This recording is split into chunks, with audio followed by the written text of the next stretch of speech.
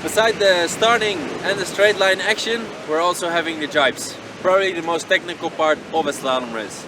I'm gonna explain you a little bit about the basic approach to a jibe and what we actually do when others are around. We're having here the arrow of the wind direction, and in the middle we place a mark. Can be any kind of mark. It usually doesn't matter too much if it's the first, second, third or fourth mark. The tactics are actually the same. The only difference is at the first mark, is the first one after the start is usually the most busy one. I'm gonna take the red color to show you the perfect line of jibing. So we're coming here on a straight line.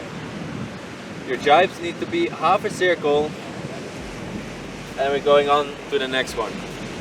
As you can see, the distance to the mark here is much bigger than here. Actually here there should be a bit of distance, but it can be down to a couple of centimeters. This way it's the smallest chance somebody will overtake you, and it's basically therefore the best way to jibe a mark. You can be approaching a mark with 8, 10 or even more people, which makes it a hell lot more difficult to always make this approach. If you're leading, if you're alone in a situation, always make sure this is your line.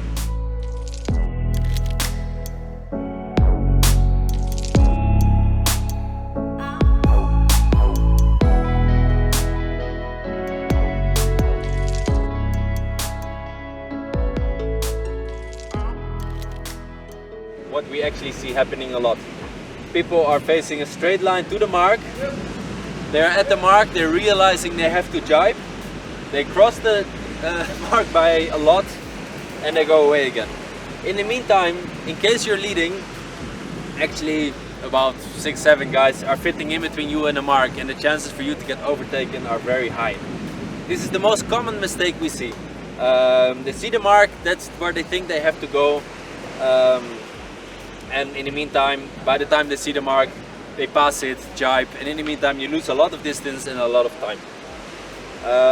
Another mistake we see is people, they're coming too high, they're jibing, and they realize that actually you want to jibe, make the corner in this way, but the mark is a lot more down. By the time they're actually at the end of the mark, you don't have speed anymore, and it either ends up in a crash or a very slow jibe, which is not ideal in a slalom race as well.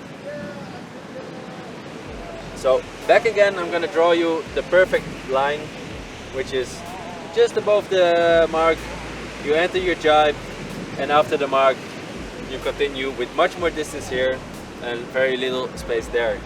You can imagine if this is you with the red line coming, and we're drawing another competitor with the green line, which is sailing below you, and at this point you actually realize, like, hey, I actually want to make a turn, but there's someone below me.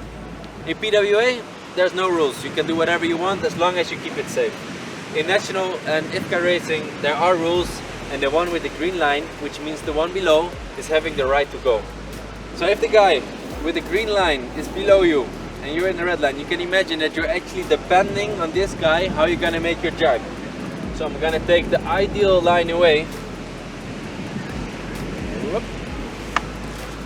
and show you some possible ways. There can be, for example, the guy here can make a mistake and shoot forward. This can allow you to do two things. You can go with him and around, which is an option, or you can actually put the brakes and take him on the inside. Just an idea, this is a split-second decision which you have to make. It's not always in your hands, but these are some options you can do. I'm gonna take the situation away again. The most common is actually the guy below is usually a little bit closer to the mark. He can make a short perfect turn, which allows you to go after him and you both go your way. This is the most common situation. A nice situation for you, if you have the red line, is that this guy is actually too close to the mark here, and to make a good jibe actually is having more distance here than here, which will allow you to follow him, but go inside this space of the mark and his line. This is usually the classic overtake of someone on the inside.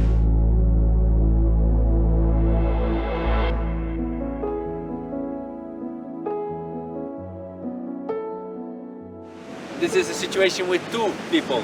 This can be exactly the same, but with 3, 4 people. It will make it more complicated when you're on the outside, but the idea of going around or going on the inside of somebody is the same. Always make sure that you keep your eyes open, you check where the others are, and that you keep it safe.